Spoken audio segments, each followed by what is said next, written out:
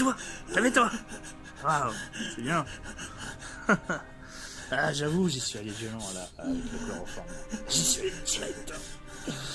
Ah, bon, maintenant je veux que tu m'écoutes.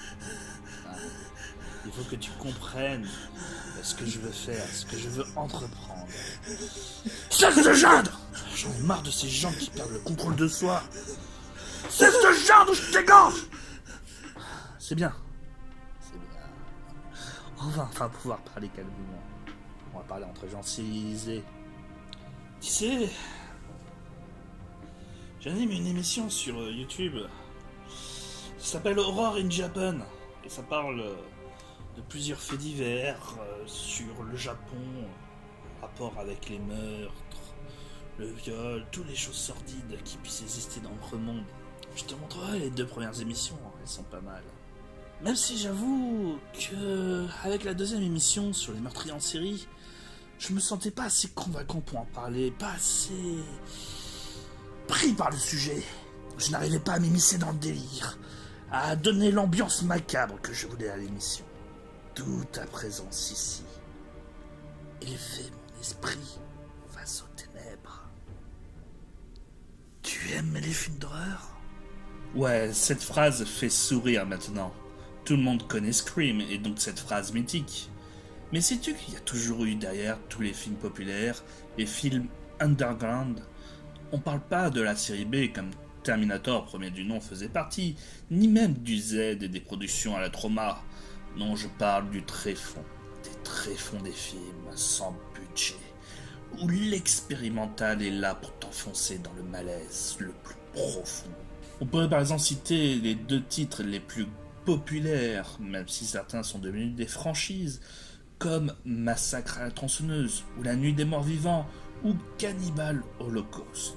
D'ailleurs, en parlant de ce dernier, entre les conditions de tournage macabre, avec des vrais morts d'animaux, et son côté documentaire, cela s'approche du sujet dont on va parler.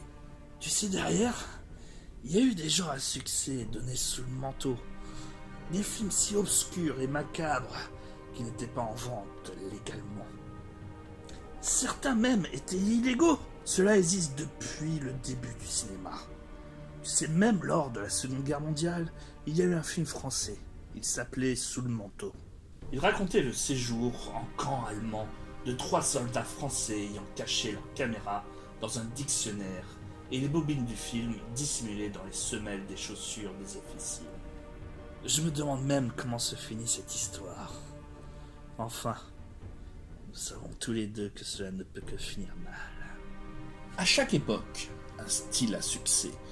Et si les années 70 furent remplies de rape and revenge, souvent donc des films de viol qui finissent soit par la vengeance de la victime sur ses agresseurs, soit par la vengeance d'un proche de la victime qui a décédé.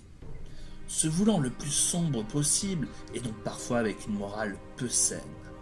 Je pourrais te citer des films de viol au Japon des années 70 à 80, tant le genre fut influent avec rien que le réalisateur sulfureux Koji Wakamatsu et ses Pinku Ega des années 60-70, en noir et blanc.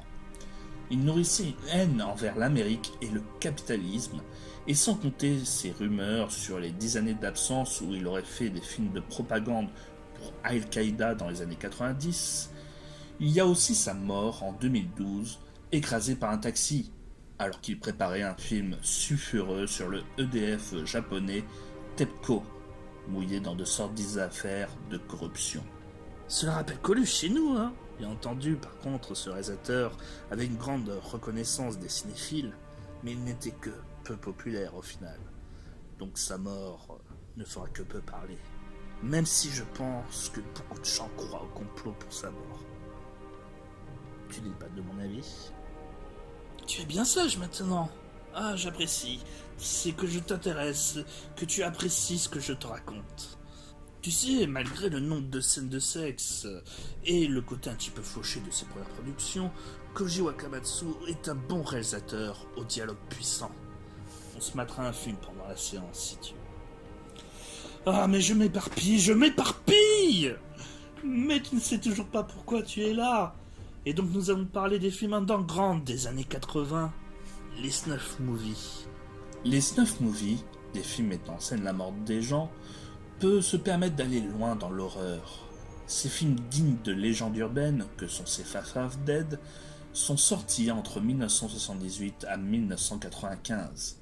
Purement illégales, ces films ne sont que des compilations de mises à mort ou d'accidents mortels, présentés par un faux animateur. 8 films quand même de pure horreur de notre monde réel, et même un spin-off, Face of Dead, Fact of Creation, où le principe est de mélanger des tueries de fiction avec des vrais et de deviner, tel un jeu de sociopathe, quels sont les vrais morts. Mais bon, tu sais, les rumeurs allaient bon train pour cette série de films, au point qu'au final, on a pensé que toutes les mises à mort étaient factices. Non, moi je vais te parler d'une série plus légendaire au Japon.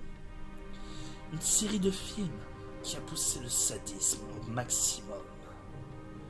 Sortie en 1980, cette série de films s'appelle les Guinea Pig. D'ailleurs, les premiers épisodes ne sont pas des films. Non, d'ailleurs, pour le deuxième épisode, c'est le réalisateur du film, Satoru Ogura, qui a reçu une casse d'un fan anonyme relatant les dernières heures et le supplice d'une jeune femme, torturée, battue, morigénée et rudoyée par de mystérieux agresseurs masqués.